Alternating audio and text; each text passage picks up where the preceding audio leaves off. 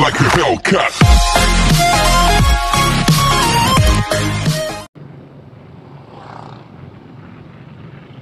Hello guys. Hello mga pre. Good morning. Morning ano.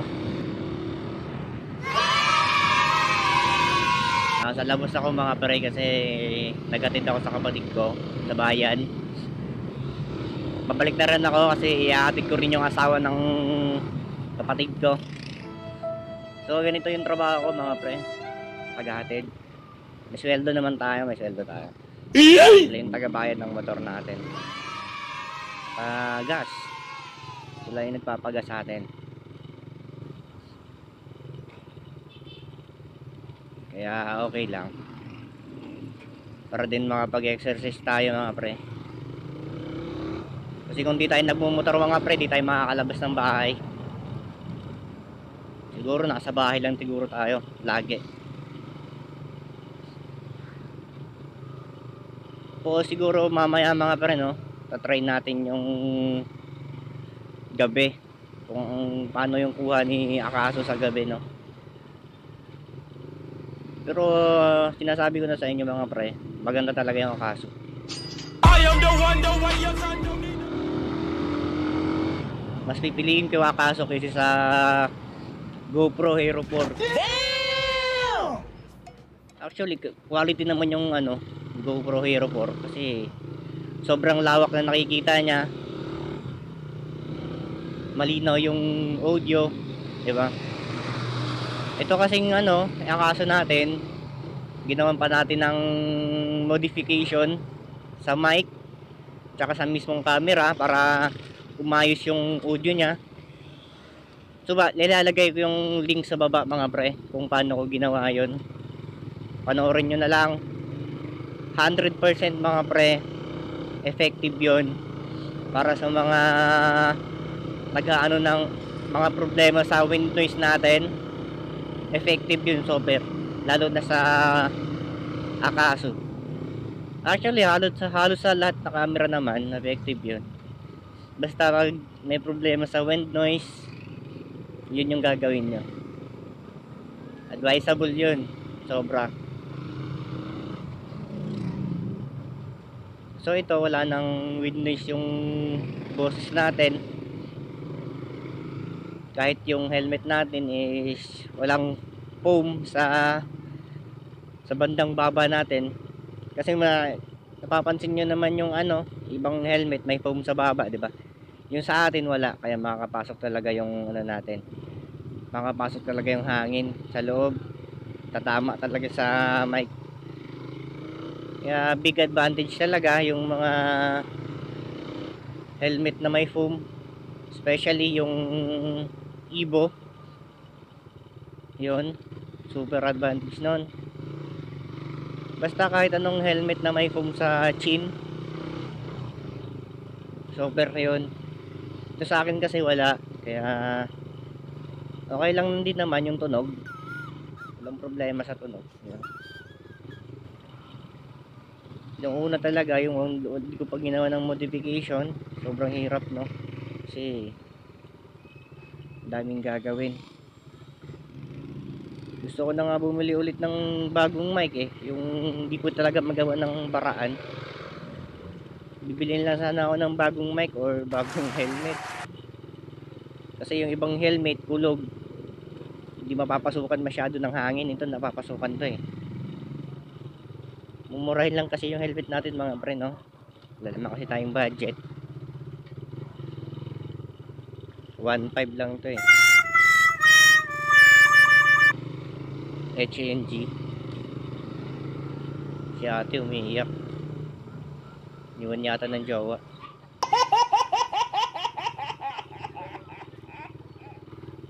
Mga pre, pauwi na tayo no. Mamaya na lang ulit. Try natin yung panggabi. Yung night ano niya, vision. Tignan natin kung maganda din. Pero minsan lang naman tayo bumiyahe ng gabi. Umaga naman tayo.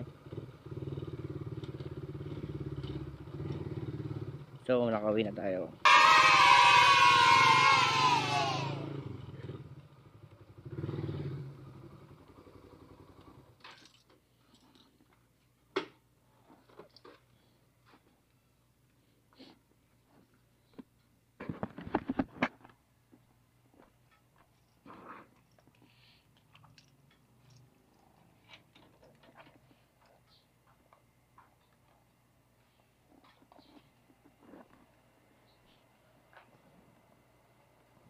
2,000 years later.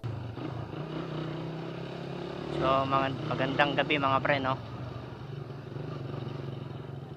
Update lang kaninang umaga, no. Ngayon gabi na mga pre. Ayan, ito yung kuha ni Kaso paggabi. Maganda pa rin yan mga pre, kasi dito sa Antipolo, Loriland,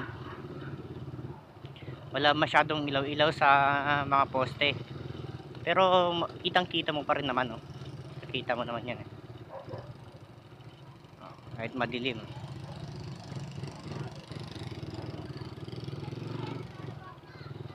lalo na siguro mga pre pag sa Manila ka nakatira, or sa mga ano, maraming ilaw yung poste, di ba? Kadalasan pag sa Manila, marami talagang ilaw yung poste, kaya sure na sure yung ano, maganda talaga yung kuha kahit gabi. Pag sa ganito naman, maaninag pa rin naman yung motor, di ba? Yan, medyo madilim talaga dito sa amin, lalo na mamaya sa pupuntahan natin mga pre sa overlooking. Medyo madilim talaga doon, medyo madilim doon mga pre, no? So let's tingnan natin kung maganda pa rin yung kuha.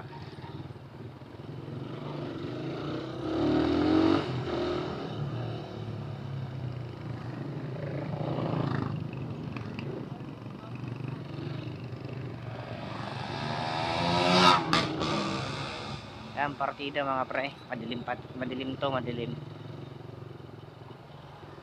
Kita nyo yung mga ano dyan, mga kalsada. Nakita pa rin naman yung plate number, ano. Quality pa rin, lalo na mga pre pag umaga. Pag umaga natin to sinot, diba? Kita nyo naman kanina, ganda ng kuha pag umaga, hindi siya ma-blurred, diba? Lalo na siguro pag 4K yung ginamit natin, pero di ko na ginamit yung 4K kasi masyadong mataas, kulang yung SD card natin. SD card natin mga pre 64 lang, kaya medyo alanganin. Bumili kasi ako ng SD card sa mismong Akaso para fit in talaga yung ano niya, para di talaga siya magloloko, di ba? Magre-record siya ng maayos, walang error. Kasi maganda kasi yung galing talaga yung sariling ano niya, SD card niya, para walang problema, di ba? Ayun yung kagandahan pag sariling SD card niya, kasi yung bibilin nyo mga pre.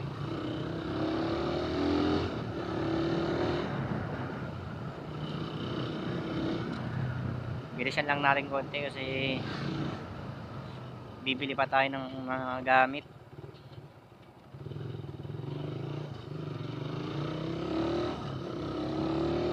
Mga gamit ng pamangkin ko.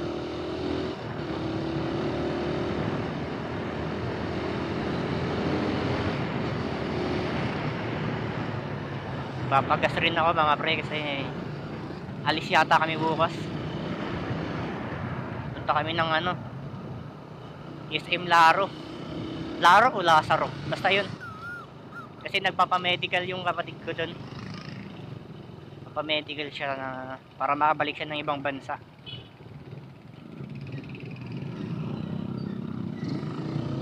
Yan yung kagabi mga pre, may nagbanggaan. Isang Rusi tsaka Fortuner na nagkabanggaan, ano, di natin alam kung sino yung mali. Nakita lang natin, on cam natin sana yun mga pre, no? Kaso na-delete.